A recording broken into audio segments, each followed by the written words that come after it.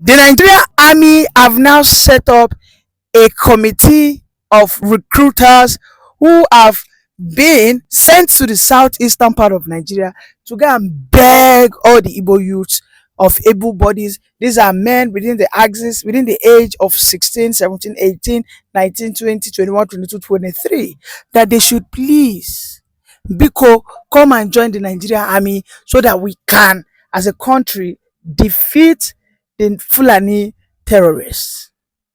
That they should come so that they can defeat the banditry going in the north. You know, the Nigerian army has gotten to a point of weakness that they can no longer hide it.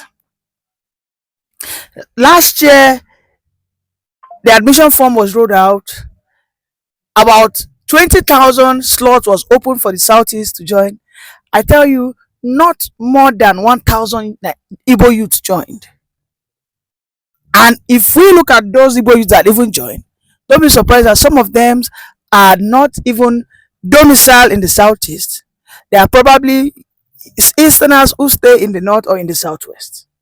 Because we know categorically today that virtually all the Eastern youths are of the opinion that they will not have an hand or have anything to do with the Nigerian army, provided Mazi Nnamdi Kanu is what? Provided Mazi Nnamdi Kanu is still incarcerated. Let us watch the video of how the Nigerian armies are literally begging the Igbos, the male Igbos, the female Igbos, that people come and join us. Let us, and also, after you watch that video, if you're an Igbo youth listening, I also want you to watch what these Fulani elders have amassed. You see the volume of money. So that if you probably have a second thought, maybe you are thinking about it, should I join the Nigerian army? Maybe.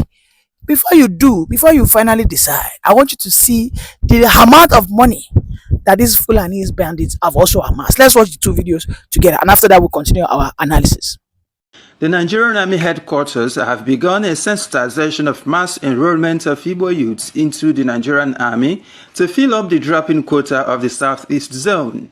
Today in Enugu, Army delegates are interfacing with local government chairmen, traditional rulers, a town union president, and leadership of the student union, echoing the importance and motivating the Igbo youths to join the Nigerian Army, noting that withdrawal of Igbo youth from joining the army en masse could affect the collective interest of the zone. The last quarter of last year, Enugu State had a slot of about 200 persons, but they were not able to fill up to 100. A lot of young men that really want to join the army, but for some of these sentiments being bandied around, some of them lack encouragement from the local government councils.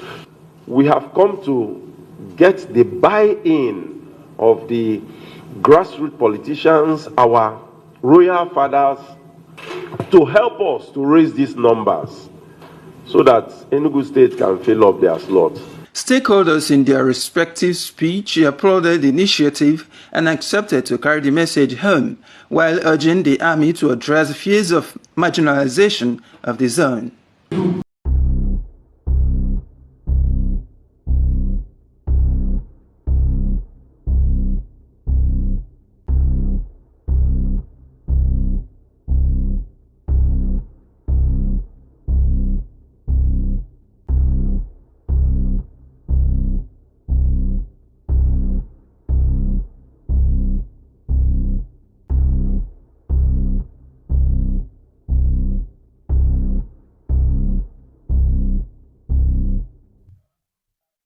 All right, welcome back. What do you see? Did you see the amount of money those Fulanese bandits amassed in that room? According to my estimation, in that room, that money over there cannot be less than 500 to 800 million naira. How much do you think it takes to bribe a platoon, or bribe a commander, or bribe a captain for him to sell a group, a squad, to sell them off? You know, sometimes we see some Nigerian armies driving big cars, driving Lexus. driving all manner of things. I had a conversation with one like that sometime. He said, well, what most time when they go for war or battle, that they see what's it called? I think they see, is it, should I say, rewards on the war zone. That sometimes they might get to a place, they might find rare ornaments, maybe gold. These are rare ornaments because sometimes when they actually take over the bandits territory, they might be lucky to meet gold, to meet lithium, to meet all these rare earth metals wherein they share amongst themselves. They sell it off. They don't return it back to the Nigerian government. That they sell it off, and at that point, it is for them, all of them that belongs to that battalion. It is that is their own benefits of war. They call it spoils of war. Yeah, that's what he said.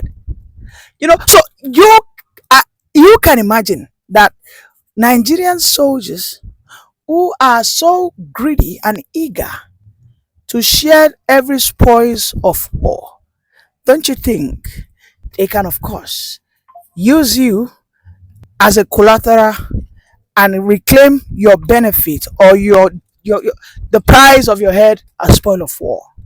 So if you are listening to me, if you are a Nigerian from the southeastern extraction, looking at how the marginalization has been on and on and on, the decision is in your hand. The ball is in your court. You should decide. You should be smart. You should know actually what is best for you. I mean, when you look at the likes of Mazin Namdekanu, who have fervently served this country. If you look at Simon Ekpa has served this country. There was a time Simon Ekpa was one of the foremost athletes that we have in Nigeria. He went to engage in what we call the intercontinental competitions, and he came out in flying color. I think he came second thereabout. He had that full potential. There was a time he was about to get recruited into the Nigerian army before he got. So we can see the recent appointment of the president of the day, how there has been a very drastic marginalization of the Igbos, whereby some regions are getting 40 appointment lists, some are getting 45. The Igbos are only sharing a meager amount of 16 appointments. If you go into the Nigerian army, you must ask yourself, what are my chances of rising through the career as a military? Like, as an Igbo, how long do I think it will take me for me to become a general? So why should I engage? Or why should I risk my life? Because I know if I join the Nigerian army, I'll be the favorite that they want to send to the northern desert that has currently been infested by the jihadists. Why should I go and risk my life? That even if peradventure something horrible happens to me, my families that I've left behind will not in any way be duly compensated. When I see the Nigerian armies trying to convince people, I mean, these are things that people are supposed to be proud of. The Nigerian army, while I was growing up, I swore I was going to be a Nigerian army, because the dignity, the pride that comes with being a Nigerian officer is so high. But as of today, we can see that apparently people do not want to have anything to do with or to be a part of that, agency. And of course, it's so sad that this is where we find ourselves as a country. So you are probably thinking of joining the force. I want you to have a rethink, because the people that you want to go fight, the people that you want to go have a confrontation with, are so extremely rich that they can literally buy your way. They can buy you as a human being. They can bribe your superiors. And you must be wise, because if anything happens to you, there won't be any form of compensations, as we have seen how they have betrayed, they have dumped past family members of deceased soldiers. So you have to think wise as an Igbo boy. Thank you. So I don't know if you have heard that one governor named Bala Mohammed in Bauchi State has come out to say that the Fulani's greatest story will be where the Fulanese eventually takes over all the things that entails Nigeria. That in fact, he has invited all Fulanese across Africa that they can come to Nigeria and seek residency. Wherever, if they are being rejected in other countries than Nigeria, which will become the capital of Fulani, welcomes them. Let us listen to the speech of Bala Mohammed, and afterwards we continue our analysis. And of course, we will try more to cultivate that culture in our people, while at the same time bringing the Fulanis in one fold and try to arrest their traditional practice of moving from one place to the other. And that is very big, an uphill task. But I think we can communicate with them more, because to them they don't have borders from Cameroon to Nigeria. But that's the thing, Your Excellency. How do we ensure that those who will be participating in this federal government largely funded program will be Nigerians? In terms of the funding? No, in terms of the operations. You said to bring in the Fulanis together. We have Fulanis from other countries. The issue well. of misconception, I see there is a lot of mistrust and misconception with regards to the Fulani man. The Fulani man is a global or an African person. He moves from the Gambia, from Senegal, and his nationality is just a Fulani man. And as a person, I may have my relations in the Cameroon, but they are also Fulani men. I have relations because from the maternal side, I'm a Fulani man. And that is why we want to educate people. A Fulani man sees himself as a Bayelsan, as somebody coming from the Niger Delta, because he speaks the Niger Delta language, which you and I don't. And of course, we would have to just take this as part of our own heritage, something that is African, and that we cannot just close the border and say the Fulani man is just a Nigerian or this. No. In most cases, the crises are precipitated by those outside Nigeria. When there is a reprisal, it is not the Fulani man within Nigeria that causes it.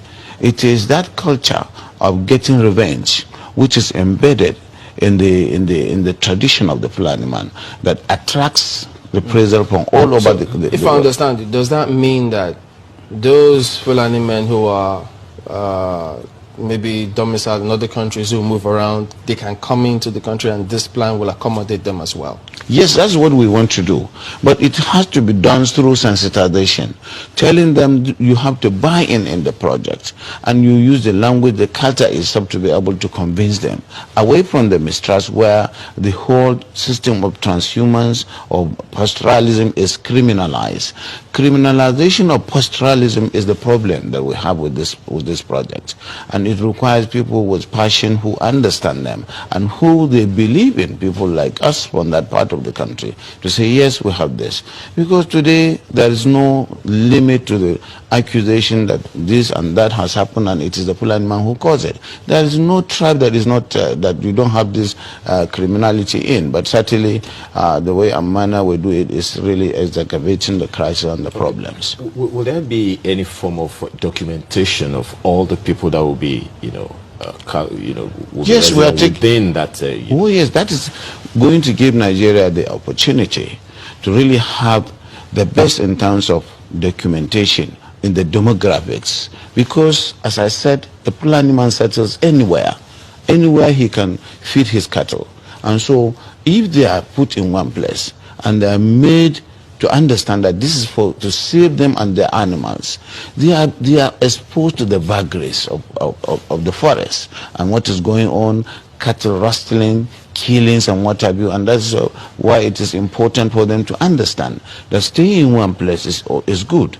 And of course, in terms of the best practice of carrying the meat, the cows and the lorries. Let's stay with that security angle for a bit. Is there going to be, this plan going to be a fenced enclosure where anyone who comes in is secured, so there is no one that can just come in from anywhere else? No.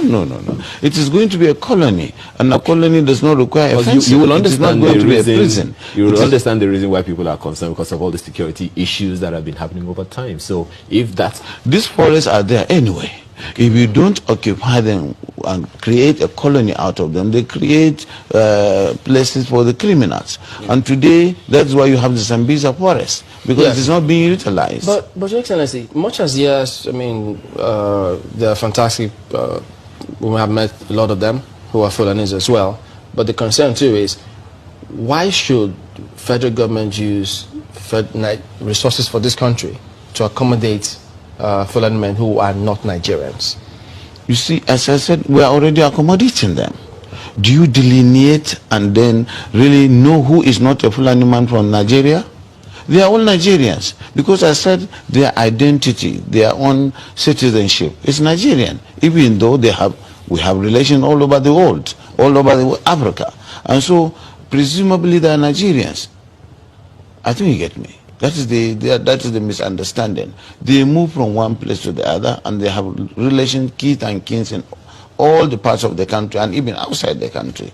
So that is why our own population is fluid. You can certainly not say this is the population of Nigeria. So this issue. Welcome back. We have to be quite clear here. The Fulanis have been able to record their biggest success in no any other country than Nigeria. Even in the Senegambia, within the axis of Burkina Faso, northern Ghana, down to Mali, they have never recorded this massive success like they do in Nigeria. And the question is why? The reasons are simple. First and foremost, the Fulanis have always had the backing of the British colonial masters. Back in the day, within the period of 1890 to 1914, then to 1941, the Fulanese, when the British came on board, they met them having a very established Islamic empire, and they found out that the Fulanese were the ones who were in charge.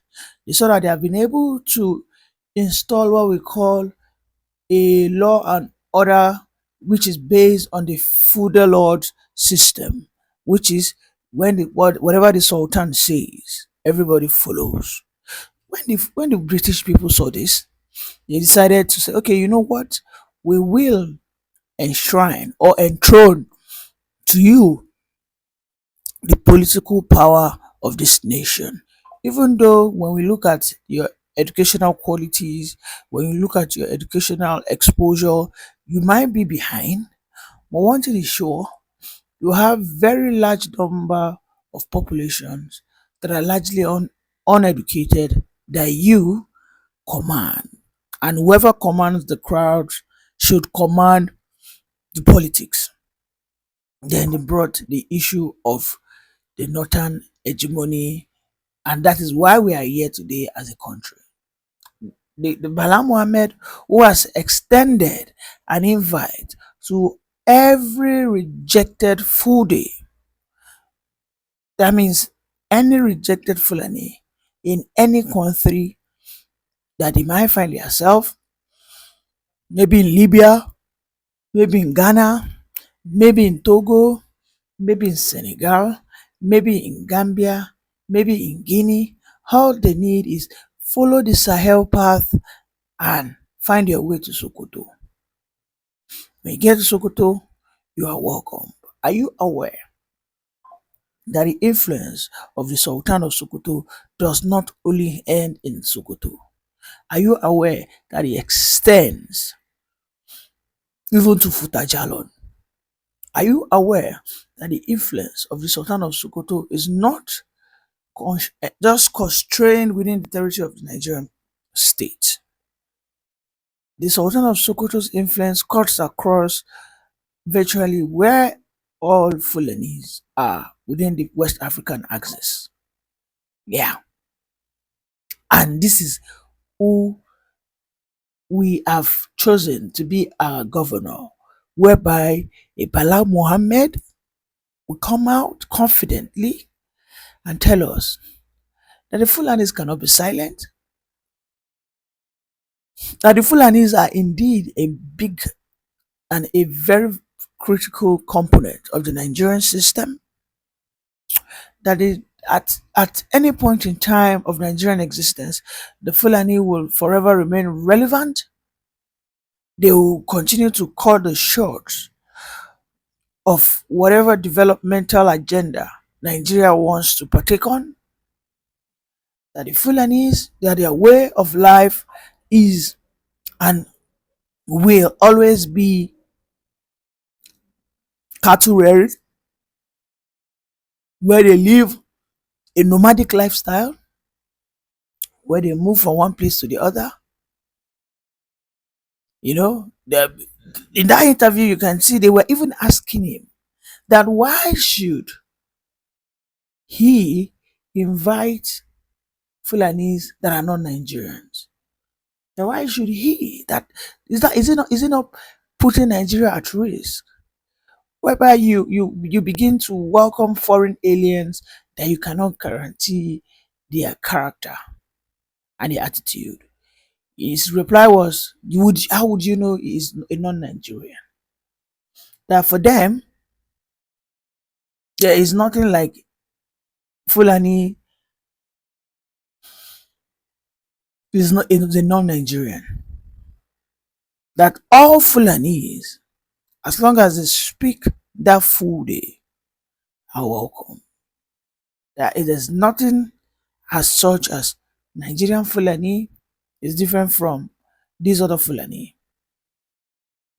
He's telling us that all Fulanis, when they get into Nigeria, would I be able to recognize that this one is not a Nigerian Fulani?